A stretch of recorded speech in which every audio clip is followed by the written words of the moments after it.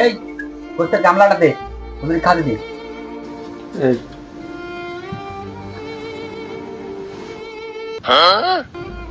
হুজুর হাত ধরুন।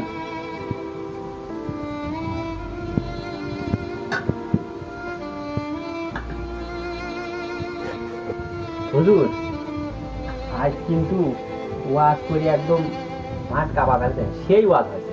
তাই না হুজুর, সামনের বছর কিন্তু আমরা আবার আপনাকে নিয়ে আসবো। আল্লাহ পাশা তো রাহো। হুজুর গোস্ত নেন। না আমাকে বেগুনি চাক দাও। বেগুনি শাক আগে খাবেন।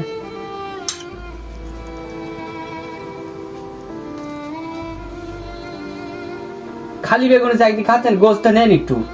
না না থাক তো, ওটা তো আমি নেবো না, আমার বেগুনি চাকই ভালো। না গোস্ত নেন একটু, নেন। না তুই দাও ওটা দে না। না খালি গোস্ত চাই, ওটা নেবো না। খালি বেগুনি চাই দিয়ে খালি হয় নাকি? না গো, আপনি দাম আসেন, বানাতে- আপনি এটা নেন। থ থ থ থ থ থ থ। না নেন। ওটা দেয় না। শুনেন, আপনার লেগে আমরা দেশি মুরগি রান্না করতে, আর আপনি গোস্ত খাবেন না, তাই হয় নাকি? না না না থ থ থ, ওটা দেওয়া দরকার থ থ তো তুই দাও। কি হয়েছে, খাবি না কে? কি বুঝতে পারছি।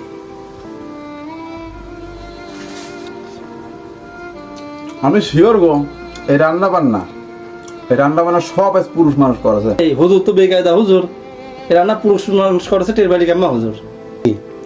হুজুর তো বেকায়দা হুজুর, আরো মনে হয় কিছু জানে হুজুর, আধ্যাত্মিক হুজুর। হুজুর আপনি ঠিক পালেন কেমন করে যে এই রান্না বান্না সব আজ বেড়া সব মানুষ করেছে? ঠিক আবার কেমন পায় তোমার এতে গোস্তের গাবলা বিদিনে আজিদ বিড়ির পাশা।